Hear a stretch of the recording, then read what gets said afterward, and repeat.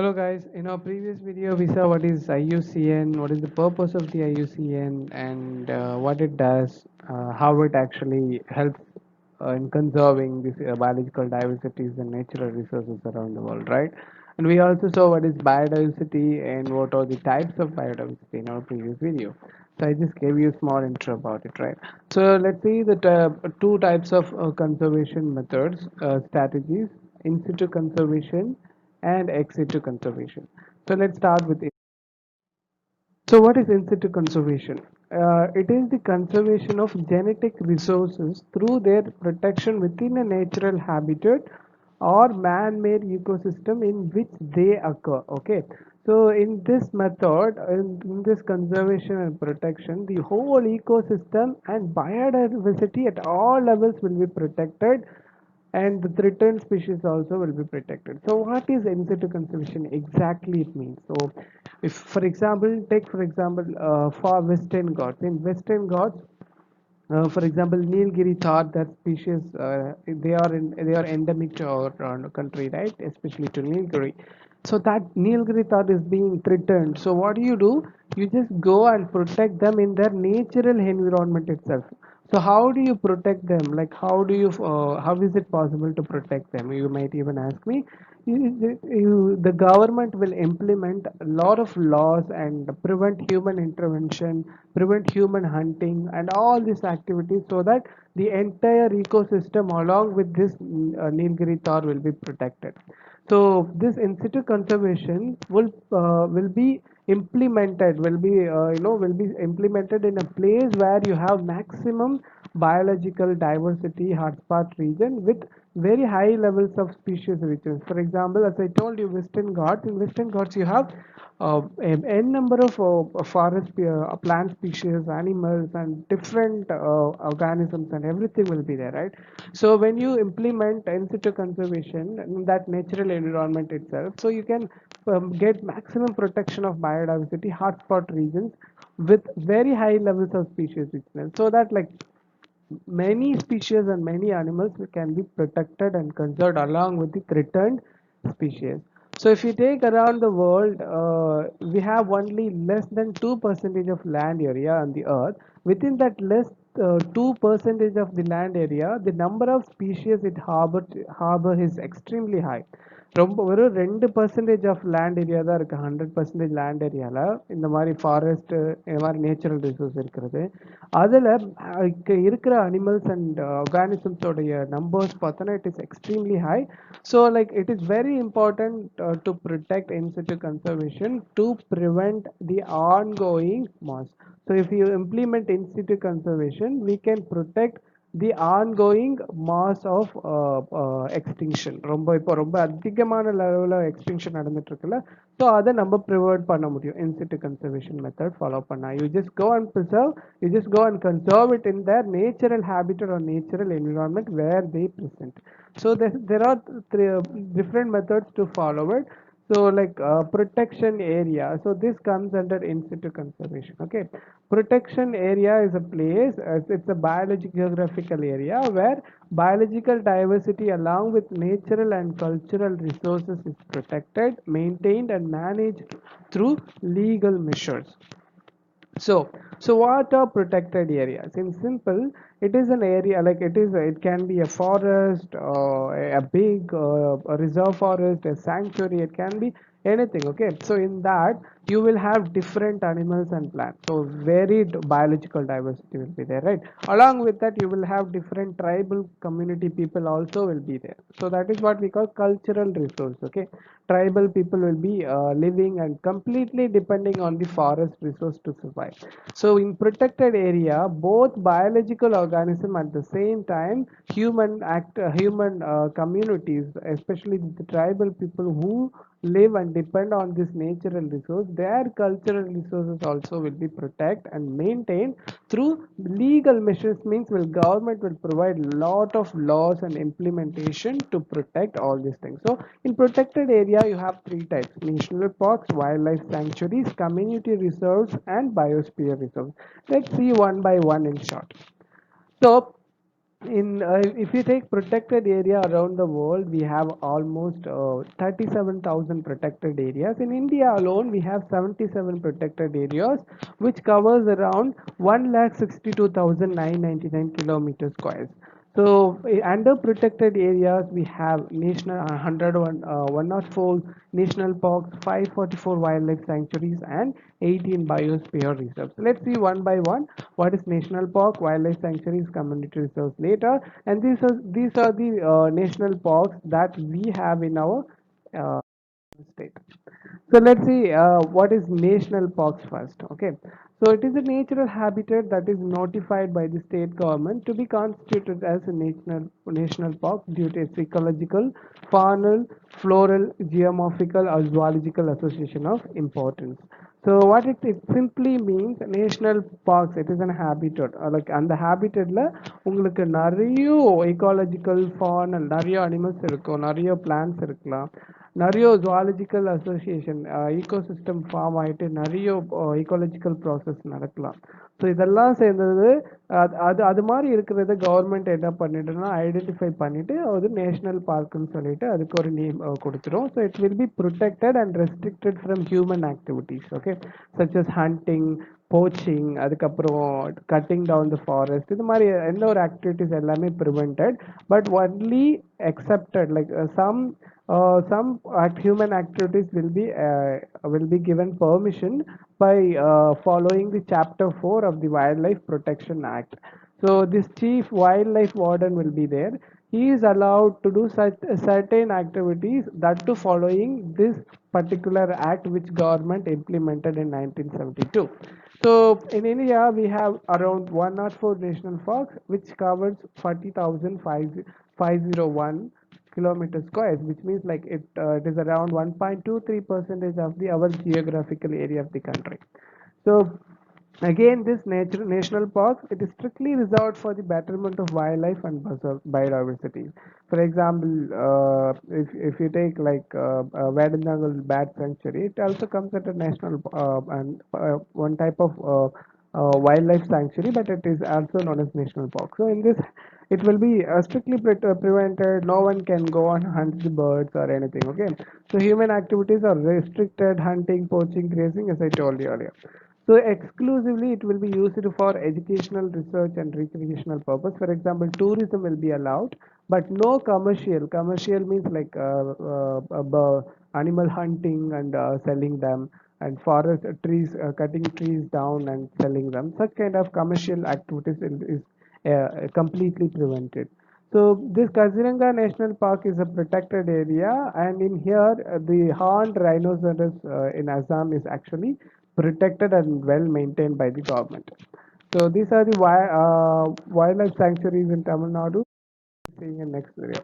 So what is wildlife sanctuaries? So wildlife sanctuaries, any areas other than area comprised with any reserve forest or the territorial waters can be notified by the state government to constitute as a sanctuary if such area is of adequate ecological, faunal, floral, geomorphical, natural, and zoological importance. So wildlife sanctuaries, in simple, you can say in here the animal or any species will take refuge. அதாவது இப்போ ஃபாரஸ்ட்ல இருக்க முடியாத வைல்ட்ல எல்லாம் இருக்க முடியாத animals, damage ஆன animal, இல்லைனா இன்ஜியோர்ட் ஆன அனிமல், அதெல்லாம் பார்த்தோன்னா இந்த வைல்ட் லைஃப் சாங்சுரிஸ்ல வச்சு மெயின்டைன் பண்ணுவாங்க. ஸோ அதனுடைய ரெஸ்ட் ஆஃப் லைஃப்ல அது வாழ்ந்துட்டே இருக்கும். வைல்ட் லைஃப் சாங்சுரி எப்படி ஐடென்டிஃபை பண்ணுவாங்கன்னா, ஸோ ஒரு பர்டிகுலர் ஒரு ஃபாரஸ்ட் மாதிரி இருக்குன்னு வச்சுக்கோங்க. அந்த ஃபாரஸ்ட்ல வந்து நிறைய ஃபானல், ஃப்ளோரல், ஜியோமார்பிக்கல், நேச்சுரல், ஜுவாலஜிக்கல் சிக்னிஃபிகன்ஸ், அதாவது நிறைய அனிமல், நிறைய பிளான்ட்ஸ், நிறைய ஈகாலஜிக்கல் ப்ராசஸ் லைக் ரிவர் எல்லாமே கனெக்டாக ஒரு பெரிய இதுவாக இருந்துச்சுன்னா, ஃபாரஸ்ட் மாதிரி இருந்துச்சுன்னா அது வைல்ட் லைஃப் சாங்சுரின்னு சொல்லிட்டு சொல்லுவாங்க. மெயின் பர்பஸ் பார்த்தோன்னா protecting endangered factual species. I told you. So injured animals, injured இல்லை ரொம்ப ஹைலி த்ரெட்டன்ட் பிளான்ட், இல்லை என்டேஞ்சர்ட் பிளான்ட், இதெல்லாம் எடுத்துகிட்டு வந்து இந்த இடத்துல பிளான்ட் பண்ணுவாங்க, இந்த இடத்துல வச்சு அதை ப்ரொடெக்ட் பண்ணுவாங்க. And rest of the life அது ஃபுல்லாக அங்கேயே இருக்கும். Some restricted human activities are allowed inside this wild life sanctuaries following the wild life protection act. அந்த அவங்க கொடுத்துருக்கிற அந்த ஆக்டில் கொடுத்துருக்க பர்டிகுலர் ஆக்டிவிட்டீஸ் மட்டும்தான் அலோவ் பண்ணுவாங்க. So in India, we have 544 existing wildlife sanctuaries in India that covers around 1,18,918 kilometers square, which means like it is around 3.62 percentage of our geographical area of the country. So as I told you, sanctuaries are tracts of land where wild animals and fauna can take refuge without being hunted or poached. So, like as I told you, like if there are any injured or any other animals which take refuge for protection, which need protection, that will be maintained and protected under wildlife sanctuaries. Some activities like forest product and regulated harvesting of timber, private ownership of lands are permitted. For example, in wildlife sanctuary of Kerala, our famous Indian tiger and Asiatic elephant is being.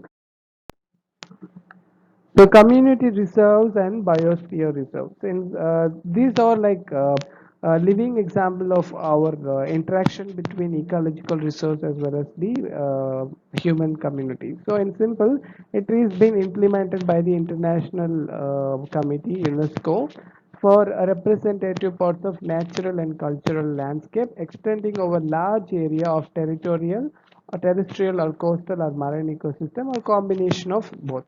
So in simple, biosphere reserves mean it is a large area, like for example, in this biosphere reserves only lot of activities will be carried out and checked and monitored, researched. Finally, scientists and researchers will be able to figure out how human and other biological resource can coexist successfully by practicing a lot of methods. Okay, so like in this, like as I told you, it's a big area such as big terrestrial forest versus human settlement hall. For example, in Nilgiris and all, like lot of human settlements have been implemented and forest. So both will be tested and will be investigated by the research fellows. And then marine ecosystems such as big, in even biosphere reserves, you have three regions like core area. So which is like which cannot be allowed any human activities like core area or பெரிய ஏரியாவா இருக்கும் ஒரு for example ஒரு ஃபாரஸ்ட்டோ இல்லைன்னா ஒரு சி எடுத்துக்கோங்க அதில் கோர் ஏரியா கல்ஃப் ஆஃப் மன்னார்ல கோர் ஏரியா அப்போ கல்ஃப் ஆஃப் மன்னார்ன்றது பயோஸ்பியர் ரிசர்வ் அங்கே வந்து நிறைய பயாலஜிக்கல் ஆர்கானிசம் எல்லாமே இருக்கும் ஸோ அதில் கோர் ஏரியா இருக்கும் அதுக்கப்புறம் அதுக்கடுத்து ஒரு ரீஜன் இருக்கும் அதுக்கடுத்து இன்னொரு ரீஜன் சொல்லிட்டு மூணு ரீஜன் இருக்கும் இந்த கோர் ஏரியாவில் மட்டும் எந்த ஒரு ஹியூமன் ஆக்டிவிட்டிஸ் எதுவுமே விட மாட்டாங்க because all the species and every thing will be protected very safely in that so அதுக்கடுத்து இருக்கிற லெவலில் கொஞ்சம் அலோவ் பண்ணுவாங்க ஹியூமன் ஆக்டிவிட்டிஸ் அதுக்கடுத்து இருக்கிற நல்லாவே லைக் ஃபிஷிங் அந்த மாதிரி நிறைய ஆக்டிவிட்டிஸ் அலோவ் பண்ணுவாங்க so this is what we call biosphere reserves okay so as I told you, biosphere reserves are that special environment for both people and nature and are living example of how human beings and nature can coexist while respecting each other's need. Because we depend on nature, right? For example, fishermen and the human depend on fish to survive, especially for their socio-economical benefits, right?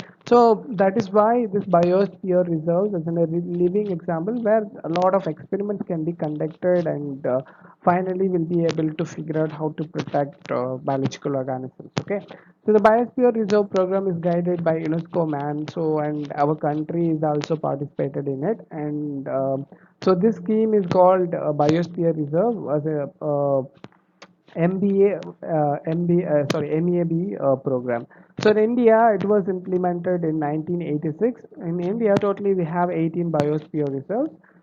That like in Agastya Malai, Karnataka, Tamil Nadu, Kerala, Nilgiri, Tamil Nadu, Kerala, Gulf of Mannar, as I told you, Tamil Nadu are the biospheres that are notified in Tamil Nadu. So like if you take all this area, you have both human activities as well as protection of the biological resource also takes place, but it will be monitored with three different level as I told you core area அதுக்கப்புறம் இருக்கிற ஒரு area அதுக்கப்புறம் ஃபைனலாக transition zone சொல்லுவாங்க அதுக்கப்புறம் லாஸ்ட்டாக இன்னொரு zone இருக்குது அந்த ஜோனுக்குள்ள எல்லா ஆக்டிவிட்டீஸுமே அலோவ் பண்ணிட்டு ரிசர்ச் இது பண்ணி கண்டக்ட் பண்ணிட்டு how human and biological resource can coexist சொல்லிட்டு செக் பண்ணுவாங்க So what are sacred groves?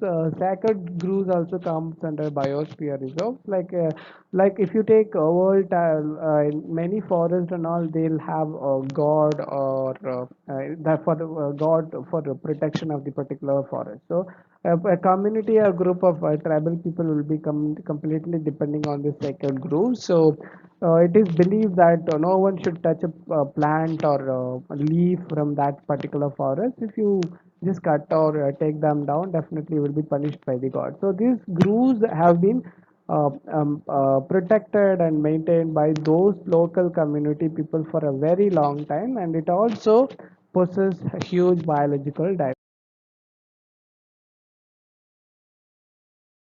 So the final one is ex situ conservation. In situ conservation அந்த natural environment ல போய் conserve பண்றது in situ conservation.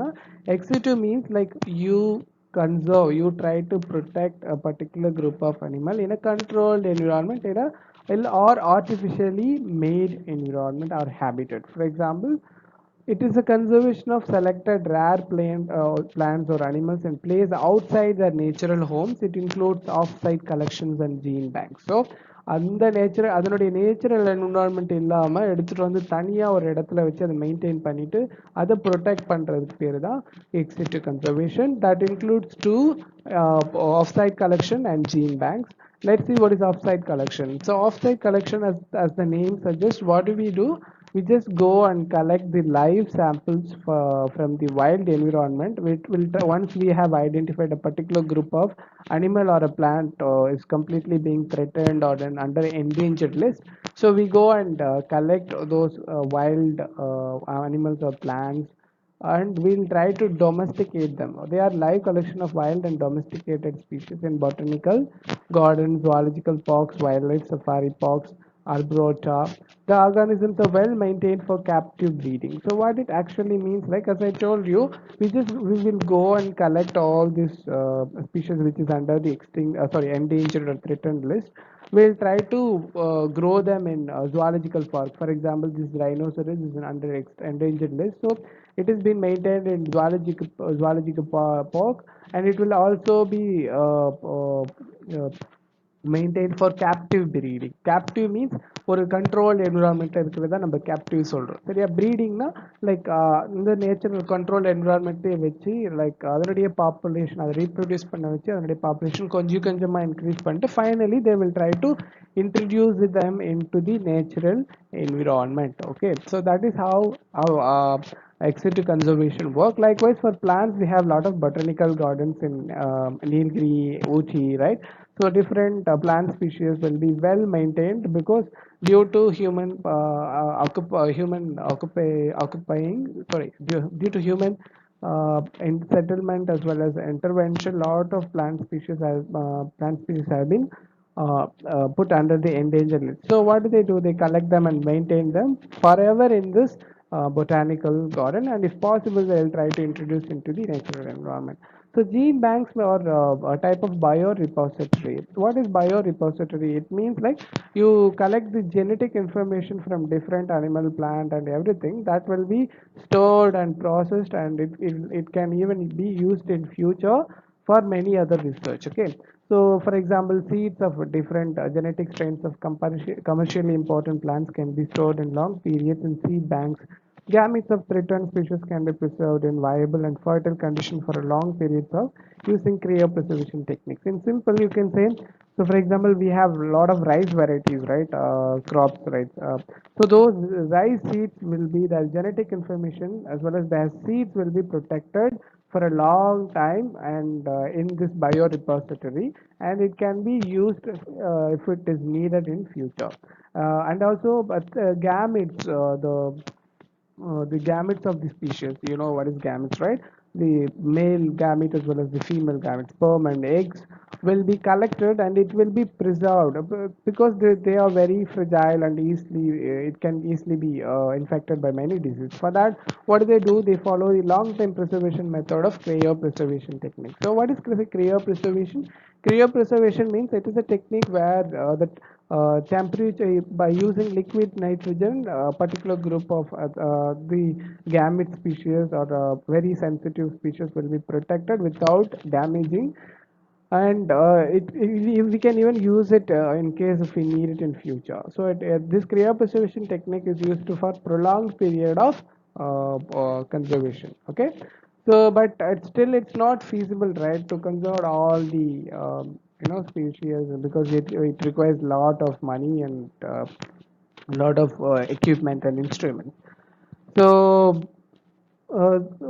so it's still a challenge to save or store or all the species from extinction, and that also exceeds the conservation effort too.